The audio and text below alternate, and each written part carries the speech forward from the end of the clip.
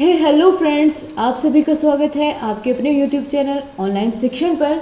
मैं हूं आपके साथ अंजलि बालियान और आप सभी का स्वागत करती हूं।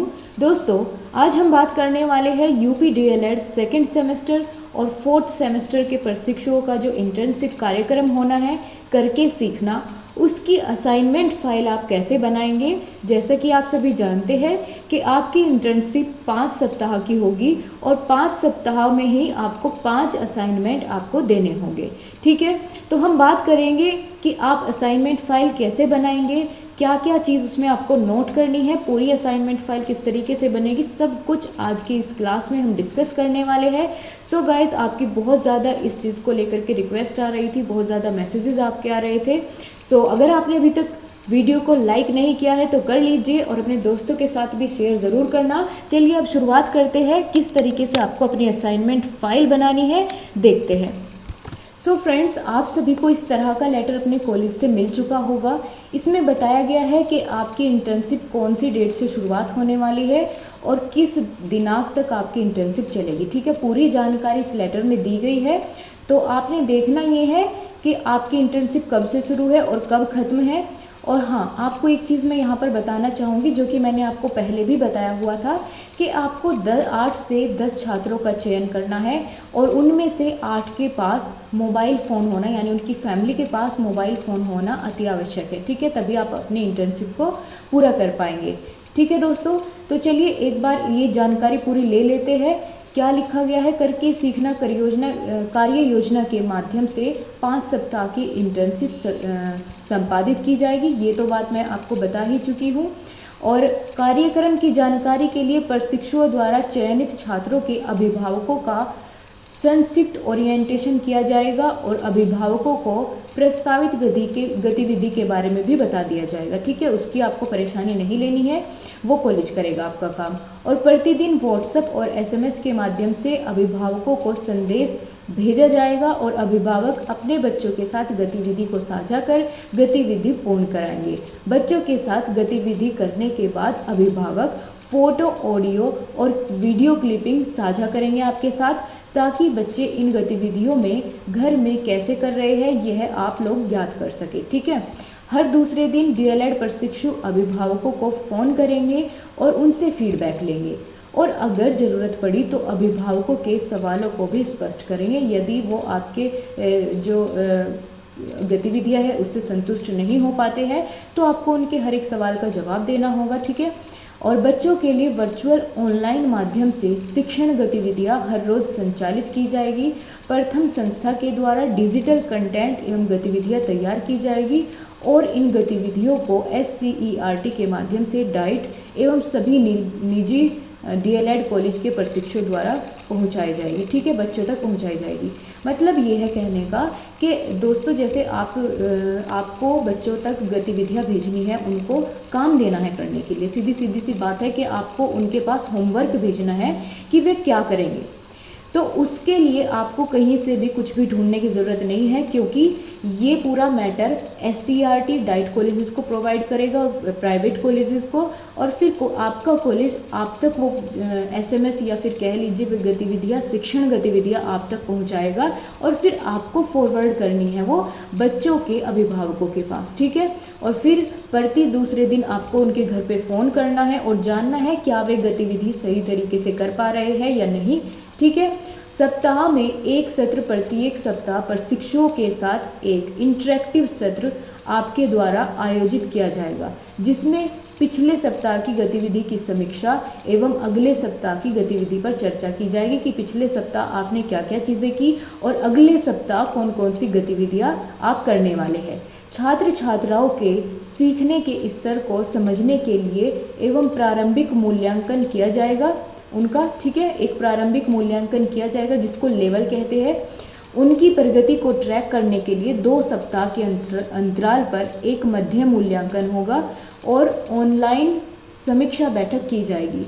अतः अंत में 1 माह बाद एक अंतिम मूल्यांकन किया जाएगा, जिससे छात्र छात्राओं के सीखने के स्तर में सुधार को समझा जा सकेगा कि आप कितना सुधार उनके जो है स्तर पर कर पाए हैं।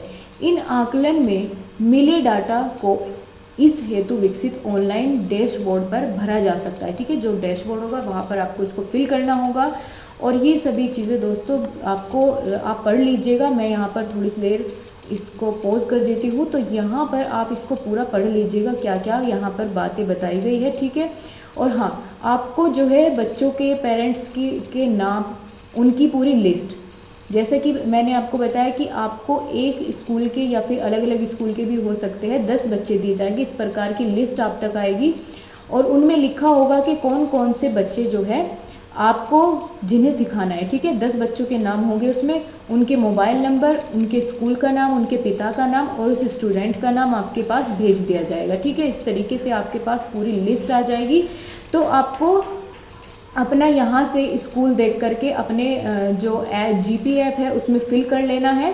जीपी ऐप के ऊपर किस तरीके से आपको इन्फॉर्मेशन फिल करनी है उसके लिए मैं आपके लिए एक वीडियो बना चुकी हूँ, आपको आई बटन पर उसका लिंक मिल जाएगा, तो आप वहाँ से जाकर पूरी जानकारी देख सकते हैं कैसे आपको जीपी ऐप में सभी इन्फॉर्मेशन फिल करनी है। तो इतनी तो बात हो गई यहाँ पर कैसे कैसे आपको काम देना है। अब चलिए अब हम जानेंगे कि जो आपको असाइनमेंट बनाना है प्रत्येक सप्ताह, तो उन असाइनमेंट की देख लेते एक बार किस तरीके से आपको बनाना पड़ेगा, क्या उसका परफॉर्मा रहेगा। सो फ्रेंड्स, आपकी भारी डिमांड पर असाइनमेंट बिल्कुल तैयार है। तो चलिए देख लेते हैं आपको किस तरीके से अपनी असाइनमेंट फाइल बनानी होगी।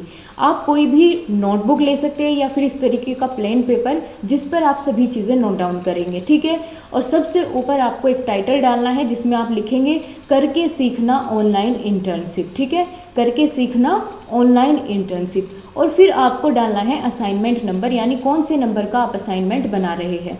यदि पहले नंबर का असाइनमेंट है तो आपको लिखना होगा असाइनमेंट 1। इसी तरीके से पांचों असाइनमेंट पर आपको फिल करना है, यही सेम चीज़ ऊपर वाली सेम चीज़ रहेगी। ठीक है, फिर उसके बाद की अगर बात करें, फिर आपको लिखना है अपना नाम, यानी प्रशिक्षु अपना नाम लिखेंगे।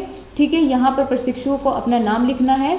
उसके बाद संबंधित विद्यालय, संबंधित विद्यालय में आपको उस विद्यालय का नाम लिखना होगा जो आपको दिया गया है, जिसके छात्र आपको दिए गए हैं। ठीक है, जिनको आपको पढ़ाना है उस विद्यालय का आपको यहाँ पर नाम लिखना होगा। और यहाँ पर लिखना होगा आपको प्रकरण। ठीक है, प्रकरण में क्या लिखना होगा, प्रकरण में आप लिखेंगे कि पहले सप्ताह आपने बच्चों को क्या क्या सिखाया। ठीक है, मतलब आपने गणित को लेकर के चले आप या भाषा का ज्ञान कराया, इस तरीके से आपको प्रकरण में फिल करना होगा। यहाँ पर ये मैंने आपके लिए खाली छोड़ दिया है, आप इसमें लिख सकते हैं अपने अकॉर्डिंग।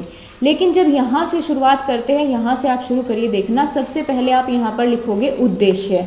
उद्देश्य क्या है कि अगर आप डीएलएड सेकेंड सेमेस्टर के प्रशिक्षु हैं तो आप लिखेंगे कक्षा 1 से 2 के बच्चों के अभिभावक के साथ हुई बातचीत और पहले सप्ताह में की गई गतिविधियों की रिपोर्ट तैयार करना, ये उद्देश्य है आपका।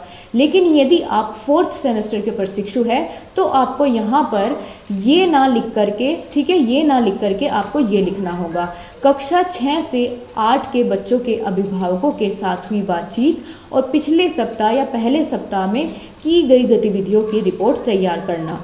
क्योंकि हम पहला असाइनमेंट बना रहे हैं तो पहले सप्ताह की आप यहाँ पर गतिविधियाँ लिखेंगे।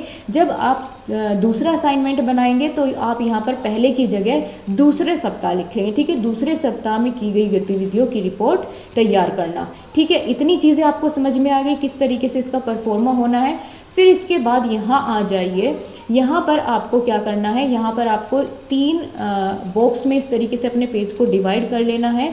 और सबसे पहले क्रमांक, यहाँ पर आपको बच्चों की संख्या डालनी है कि कितने बच्चे आपके अंडर आते हैं जिनको आप पढ़ाएंगे।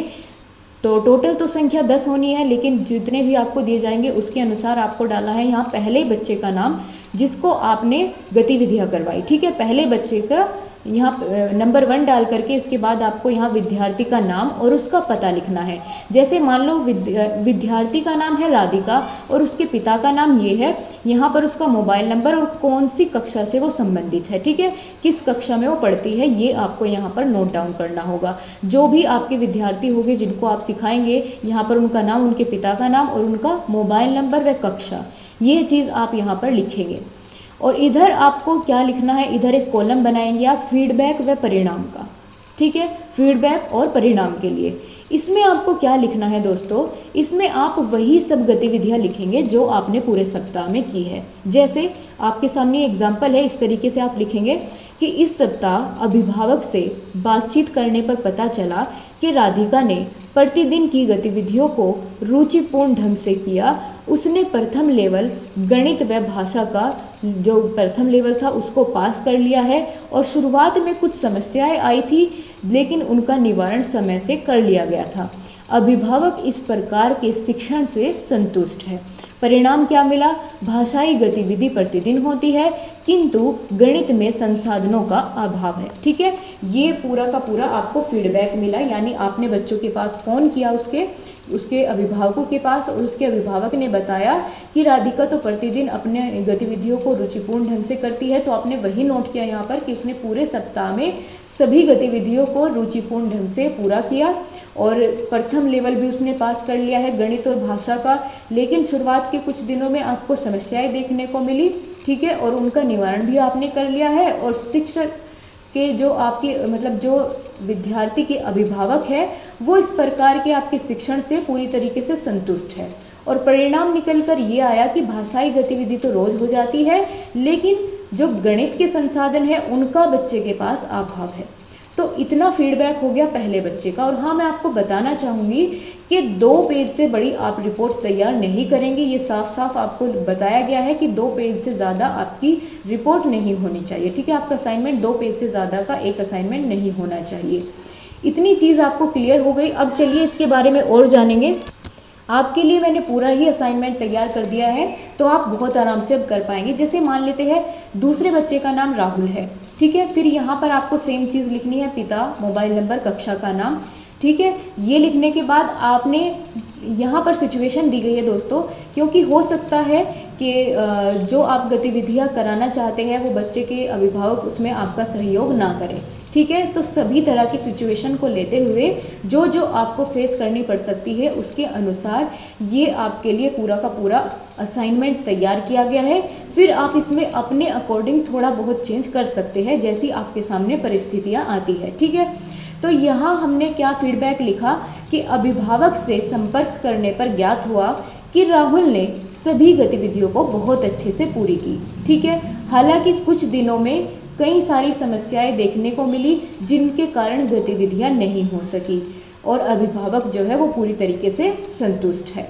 इतनी बात आपको यहाँ पर लिखनी है। इससे ज़्यादा आपको यहाँ ये नहीं लिखना है कि आपने उसको क्या करने के लिए दिया, उसने क्या नहीं किया। बस आपको अभिभावक से बातचीत होने पर जो आपको गतिविधियाँ प्राप्त हुई, जो आपको फीडबैक प्राप्त हुए, वो आपको यहाँ पर नोट करने हैं। ठीक है, पूरे सप्ताह की एक बार ही आपको ये रिपोर्ट बनानी होगी। तो इतना चीज़ आपको क्लियर हो गई। अब आगे बढ़ते हैं।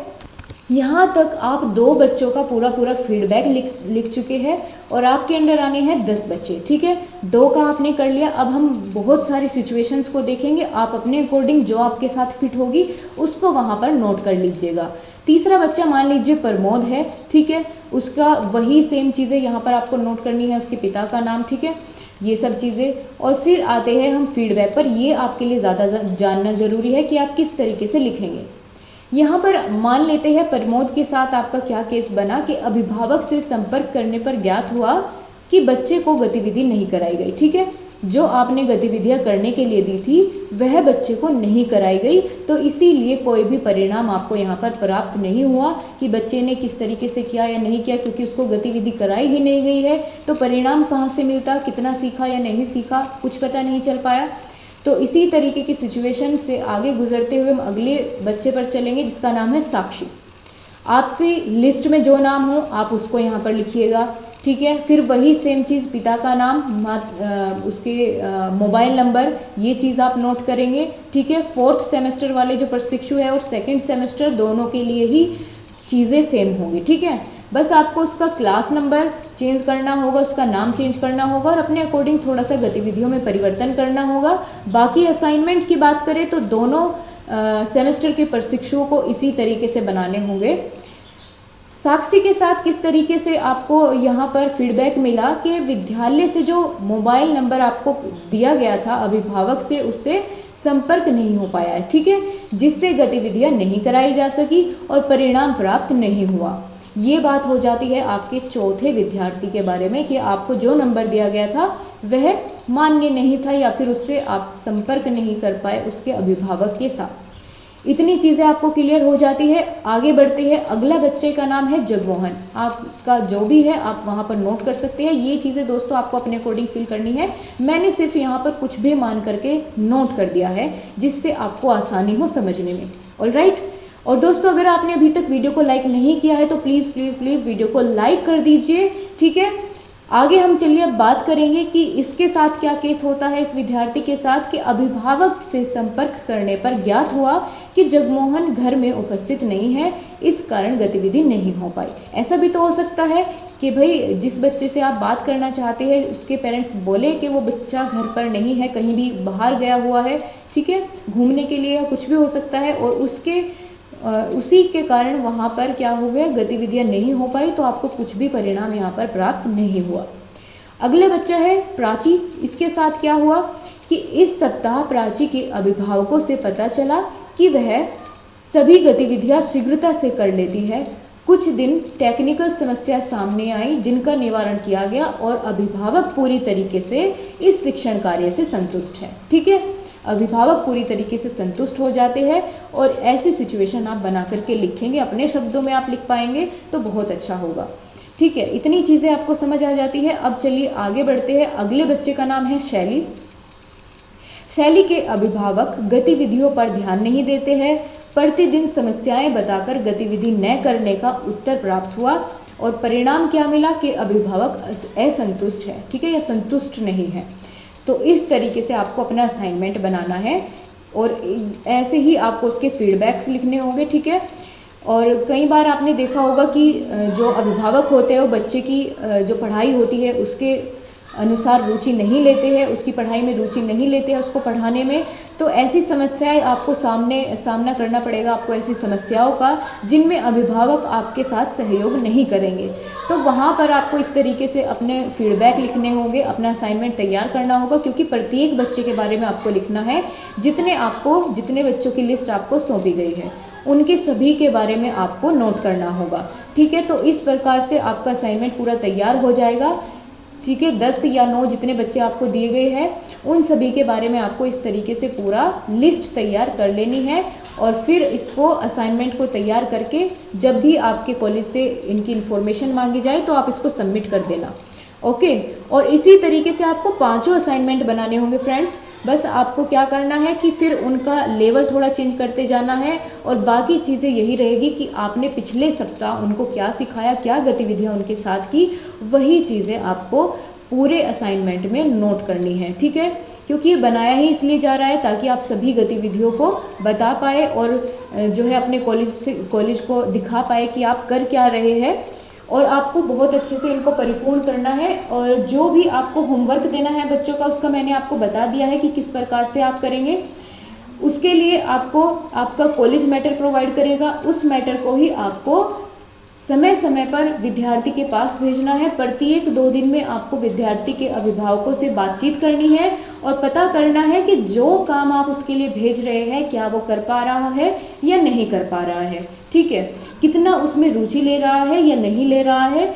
सभी बातें आपको उनके अभिभावकों के साथ साझा करनी होगी और पूरी जानकारी उनको देनी होगी। अगर कोई भी क्वेश्चन अभिभावक आपसे पूछना चाहते हैं तो आपको उनको भी पूर्ण तरीके से संतुष्ट करना होगा। सो गाइस, आज की इस वीडियो में इतना ही। मैंने आपको बता दिया है किस तरीके से आप अपनी असाइनमेंट फाइल को बनाएंगे। और अगर दोस्तों आपको पसंद आई है तो कमेंट करके ज़रूर बताइएगा, ठीक है। फिर आगे भी मैं इसी तरीके से आपके लिए काम करती रहूँगी। कमेंट करके ज़रूर बताइए क्या आपको इससे हेल्प मिली और अपने ज़्यादा से ज़्यादा फ्रेंड्स के साथ इस वीडियो को शेयर करें। Thank you so much guys. आपसे फिर से मुलाकात होगी। आपकी सभी क्लासेस सेकेंड सेमेस्टर की चली हुई है धुआंधार तरीके से और बहुत जल्द हम पूरा सिलेबस आपका कंप्लीट कर लेंगे और फिर उसके बाद मैराथन शुरू होगी। तो अगर आपने अभी तक चैनल को सब्सक्राइब नहीं किया है तो आप ज़रूर कीजिए। और उससे पहले मैं आपको कहना चाहूँगी, अगर आप चैनल पर नए हैं तो एक बार वीडियो को देखिए किसी भी जो मैंने आपको टीच किया है। अगर आपको अच्छा लगता है तब चैनल को सब्सक्राइब करें, ठीक है। ऐसा ही नहीं, अगर आपको अच्छा लगता है, समझ आता है, तब आप चैनल को सब्सक्राइब करेंगे, वरना नहीं। ओके गाइस, तो चलिए फिर मैं आपसे विदा लेती हूँ। अगली क्लास की आपकी तैयारी करनी है और फिर बहुत जल्दी से मिलेंगे। शाम के समय आपका मॉक टेस्ट होना है, तो सभी लोगों को आना है। बाय बाय, टेक केयर, ध्यान रखिए अपना सभी। और अब आपको बिल्कुल परेशान होने की ज़रूरत नहीं है, असाइनमेंट के बारे में मैं आपको बिल्कुल पूरी इन्फॉर्मेशन दे चुकी हूँ। Alright guys, so thank you so much, bye bye, take care. और हाँ, जीपी ऐप के बारे में मैंने आपको बता दिया है, आपको आई बटन में लिंक मिल जाएगा, वहाँ से आप देख सकते हैं। अगर आपको जीपी ऐप में कुछ भी प्रॉब्लम हो रही है, सभी प्रॉब्लम्स का आपको सॉल्यूशन मिल जाएगा उस वीडियो में। Okay, so okay, bye bye, take care, thank you so much.